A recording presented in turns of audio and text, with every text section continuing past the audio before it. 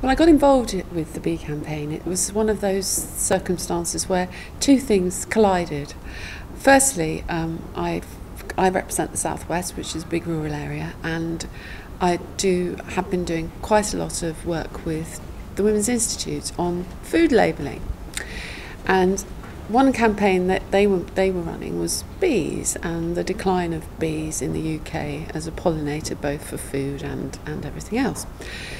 So I was aware of that, but then I was also working here in the Parliament on the biodiversity report. And on the biodiversity report I then became very aware as well of insects and pollinators. So the two things came together, and I suddenly realised that actually some serious work needed to be done on this, and that the WI were on the right track.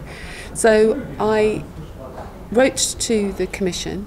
I asked some parliamentary questions. Haven't had the answers yet, but I've asked parliamentary questions because we did some research and found that actually the Commission's got a lot of good stuff out there.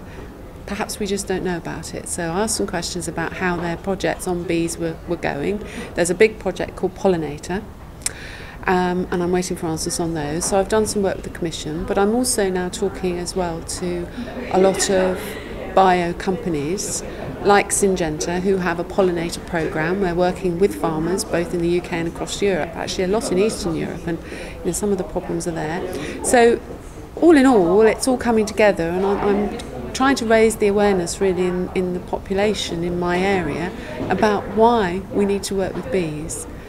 And some of the work that's being done by the WI is brilliant, because what they'll do, and also the Cooperative Society, I've been looking at their programme as well. What they will do is they will set organisations up to keep bees.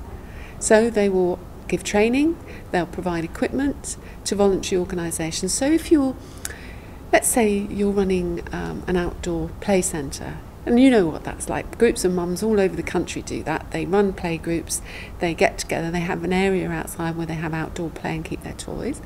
Well, what they can do is they can keep bees there. Now you might think small children and bees are not a good idea, but that's one of the myths, of course, is that bees are quite passive and easy to handle if you look after them properly. So we're trying to encourage exactly that to happen, so that people can have a beehive on their roof terrace, or a beehive in their playground, beehive at their school, so that we can get more and more hives going, so that we can counter, as you all know, there has been a decline in bee population, quite considerable decline, partly through disease, but partly just through change in habitat, and the decline in people who are actually prepared to put a little bit of time in. But people are fascinated by bees. I don't know if you've ever been to County Show, where you get these two-sided glass hives, and you see people standing staring for ages. Bees are wonderful creatures, so what I'm trying to do is just help to get that population back.